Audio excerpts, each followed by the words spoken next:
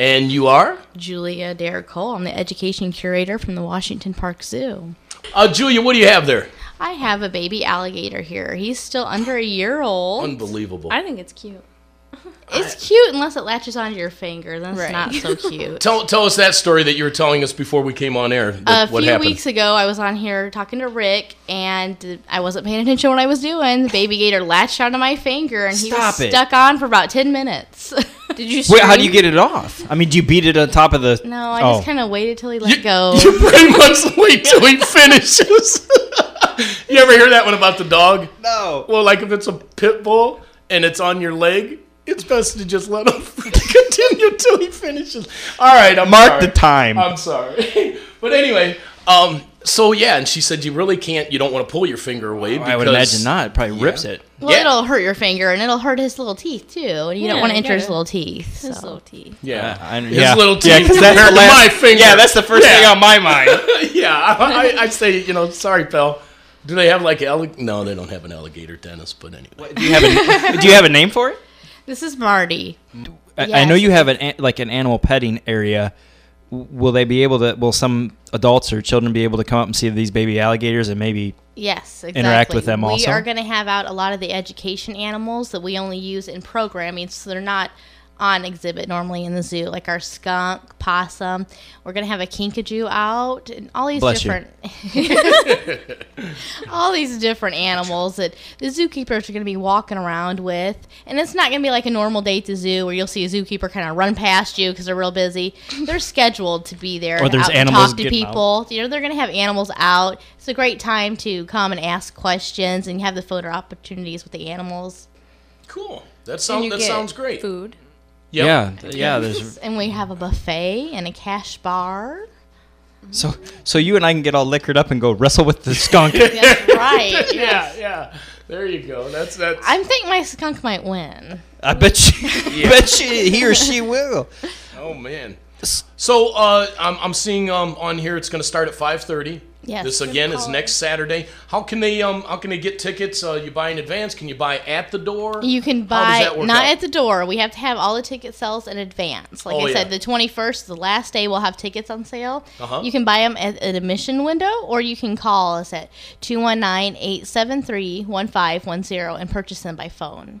Okay, and we're gonna leave. We'll leave a flyer here. So if you didn't get that number, folks, you can always call the radio station here at AM 1420. And speaking of, somebody's called in. What? Yes. Bring them up. All right. Hello. Hello there. Good morning. Good morning.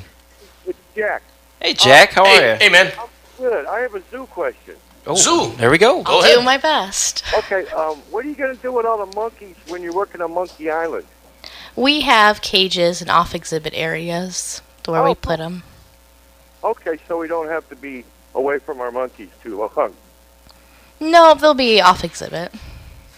Okay. So the monkeys are going to be still at the zoo, but yes, they won't leave. A lot of times we get questions in the wintertime. People want to know where the animals go. We don't send anything out. We keep them all at the zoo. We have a lot of off-exhibit cages. Oh, cool. All right. Well, you just answered my question. Good. Okay. Thank you very much. All right, man. Thanks for calling. Yep. Hey, just want to remind everybody, too, that after top of the hour, of course, we'll be going to CBS News, and then we're going to have a trivia question. Yay. And it's going to be zoo-related, as a matter of fact, so I'll just put that teaser out there. And that Can I answer it? No.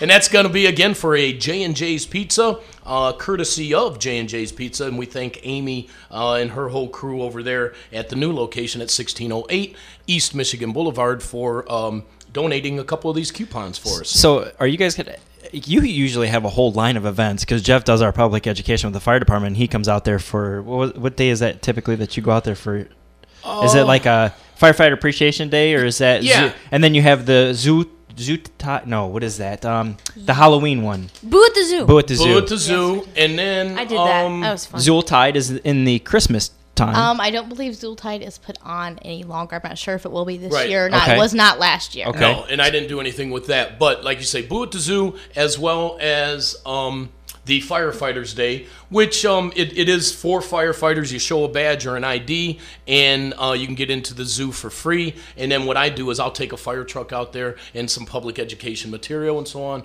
and give that out to all the people that come to the zoo on that given day too. So, and then we hand out candy at Boo at the Zoo, which has just turned into a huge event. It's huge. Oh my gosh. Yes. It's huge. And you know what I like about that too, and then I'll let you go with what I know you got something to say. No, not really. I was just asking if there's any other events other than those. Well, the hundreds and thousands, I should say, of people that come through on that Boo at the Zoo, it's just amazing. And what I like about it, I guess, too, is the idea that you're coming up and you're getting safe candy. You're not walking the streets going trick-or-treating. Right. So it's a very safe event for all that participate. And from my understanding, how many bags of candy did you buy? You bought like tons of. You had like 20 bags of candy and went through almost all of them. Well, didn't you? let me say this: we bought candy, but also what I need to give a plug to is definitely I want to give a plug to the Licorice Company of LaPorte, Indiana. They donate candy for me to give out, and so I've been utilizing them, and we truly thank them for their generosity in giving me candy to give to the kids, because we don't have a lot of money to spend on that, but so that's helped. I guess where I'm going with this is that everybody always speaks of the North End. Our icon is Washington Park, which it is. I mean, we do have an amazing gem there. However, attached to that gem is the zoo, and I think some people, us included, sometimes overlook that zoo because it's an amazing educational tool, plus what they provide. I mean, the animals are just, the exhibits are amazing, the animals are amazing, the staff is by far the best, I think, around. Oh God, yeah. And it's been said a number of times, for a community of our size to have something like that, truly we don't, I can't say not appreciate it, but we don't understand its significance, how other people in surrounding communities that do come over and utilize it. It is right. Pretty cool that we have that. Well, because at one time, I'm sorry, Mal, go ahead. You're used to it. Because at one time, you two or something. Go ahead. At one time, I could have swore that the zoo was almost close to closing its doors. Well, and let's weigh in on that a little bit if you know anything about the budget. That was shortly before I came to the zoo that they went through all that, so I don't know too much about that. But you do rely on volunteers and people bringing certain things. I'll tell you. I guess a leeway to this is my neighbors. Don, he works for Blue Chip Casino. Him and his two sons they go fishing almost every weekend. They're in Florida right now, soaking up the sun. God love them.